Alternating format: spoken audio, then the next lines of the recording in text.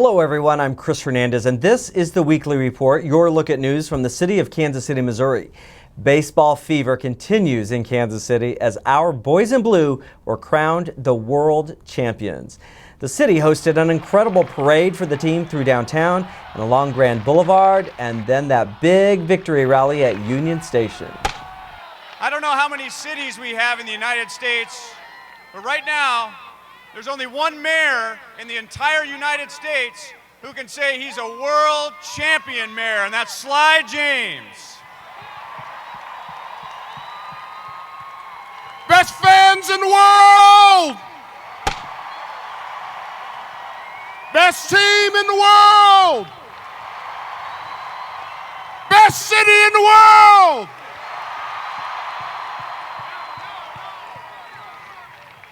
Thanks to all of you for coming out here. Thanks to all the sponsors who made this possible. Thanks to every single one of you for doing this right, showing the rest of the world what it means to win with class, to never ever quit, and to always come out on top.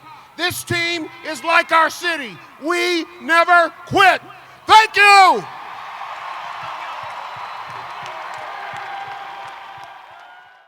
If you attended the parade, you may have noticed some cool blue baseball-inspired banners hanging downtown. The city has installed these banners with the KC moniker as a tribute to our team. You can show your KC pride with your own replica banner for just $25. Just visit kcmo.gov/store for sales information. Part of the proceeds will also benefit the City of Fountains Foundation, which helps maintain the city's iconic fountains. Congratulations goes out to Evan Carlisle, who has won one of these colorful banners for his entry in our How Blue Are You contest. Residents were invited to submit a photo or video recognizing the team's performance in the postseason on Twitter, Facebook, or Instagram. Evan had a pretty winning entry, which creatively combined his Kansas City and his Royals pride. Now let's check in with some of our city's departments.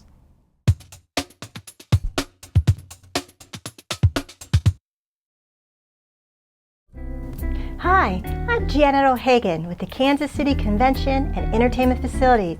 Throughout the year, city facilities host a variety of exciting and unique events for all interests that add to the Kansas City experience, and this month will not disappoint. Kansas City's most exciting charity boxing event, Guns and Hoses, powered by the Kansas City Crime Commission, is coming back to the Kansas City Convention Center Ballroom on November 14th. Police officers, firefighters, and EMT paramedics will square off in the ring to see who will reign victorious. All proceeds, none of it, the Kansas City Crime Commission's Surviving Spouse and Family Endowment Fund, or SAFE, providing financial assistance to the spouses and children of those who make the ultimate sacrifice for our safety. Go to kansascitygunsandhoses.com for ticketing and event information. Mark your calendar for 3 great concerts coming to Municipal's Arena and Music Hall this month. For a night of rhythm and blues, the 7-time Grammy winner Gladys Knight will perform at the Music Hall on November 14th, touring with the OJs, who have achieved 10 gold albums, 9 platinum, and 10 #1 hits. Thanks to their fans, the Love Train is still going strong. On November 20th, singer-songwriter Jackson Browne brings the Jackson Browne and Band's 2015 U.S. tour to Municipal Arena to promote his new album, Standing in the Breach. Tour details are available at jacksonbrowne.com. On November 23rd, the Festival of Praise National Tour returns to Municipal Arena. This tour was an enormous success last year and is bigger and better than ever, with award-winning artists Fred Hammond, Donnie McClurkin, and Kim Burrell. And finally, start off your December with Dirty Dancing the Musical, performed live at the Music Hall from December 8th through 13th.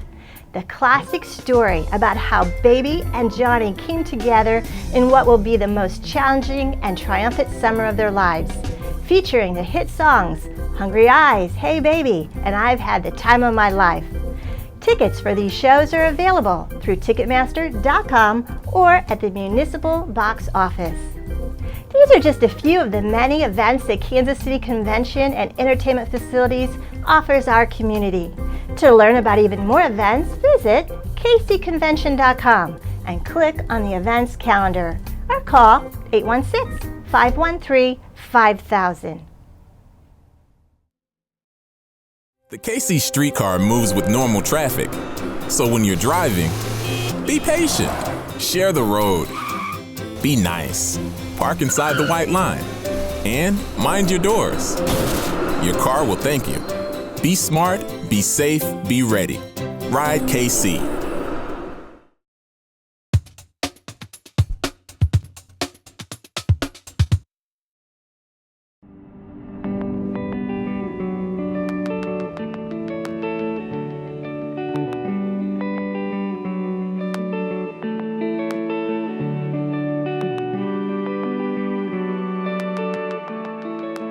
Kansas City, like so many urban centers across the nation, has struggled with the reality that some of its citizens don't have the means or opportunity to be as healthy as others.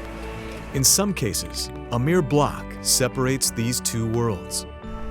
Troost Avenue remains a boundary of sorts, dividing east and west, white and black, richer and poorer, healthier and less healthy.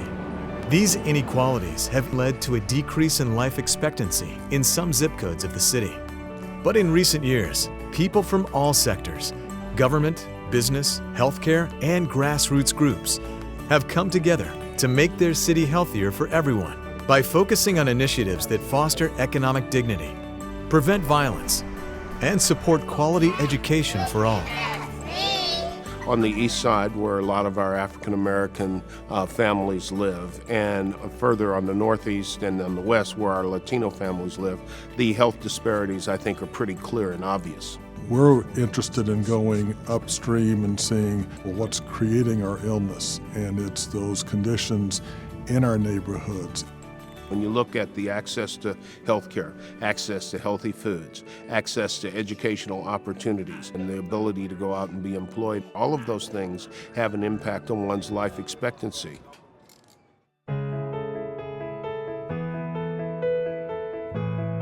It's always good for the community to be organized. We have an organization, CCO, that I think does a very good job of that. They were engaged with our minimum wage ordinance that we passed, an issue that does have an impact on health. Now tonight, supporters who have fought for this for years are happy. Showing the rest of this country what members of the community can get done when we all organize and fight together. Community Screening Opportunity, CCO, is physically located in the Kansas City, Missouri Health Department.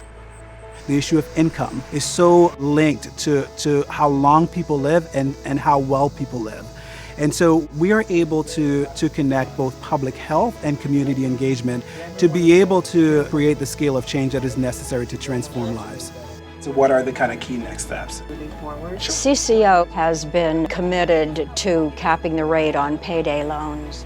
With those staggering rates of interest, they are preying upon our most vulnerable working poor in our community. What makes economic dignity unique to Kansas City is putting those two words together. We have a vision of economic dignity for everyone in Kansas City. That makes a healthier community, one that people want to live, play, and stay in.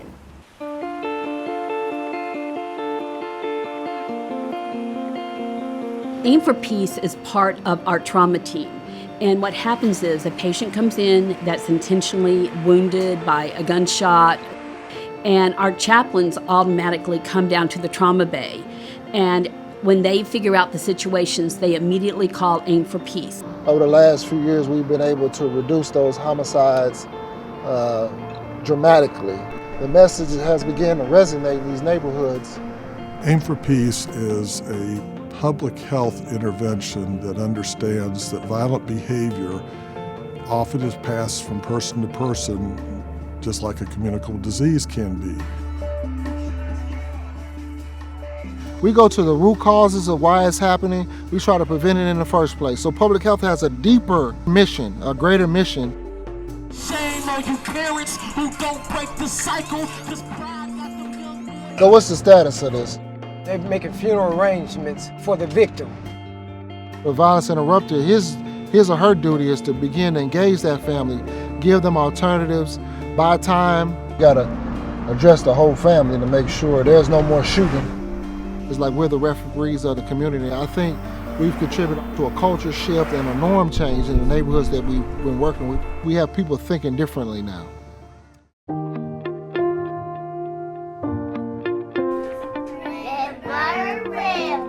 What do you see? I see Education is the best way out of poverty. In all those areas where good things are happening in education, black and brown kids are at the bottom of those lists. All those things that are happening that are not good in education, black and brown kids are at the top. We want to reverse that. What do you see? Turn to Page KC is a program that's very dear to us because it is foundational. Our goal is to essentially double the percentage of kids that read at grade level by 3rd grade. Kids that cannot read at grade level by 3rd grade are 4 times more likely to drop out before graduating high school than their peers. If kids aren't reading at grade level, they just have a lesser chance of having a long, healthy, productive life. Thank you for letting me read to you. You cannot drive true, meaningful community-wide health change by yourself. You have to do it with a collaborative group because together, the business community, the civic community, the elected officials, and the general population at large can work to drive health improvement. Kansas City never brags on itself, but we have made incredible strides in the last 10 years, and so I am very encouraged that Kansas City will continue to do the very hard work of helping everyone in the community get the best opportunities for health. I'm excited about the future of Kansas City. We're creating a place of vitality, of economic justice and healthiness that's unique to the Midwest. We are making the kinds of changes to make our city one that we can be proud of and that others can emulate.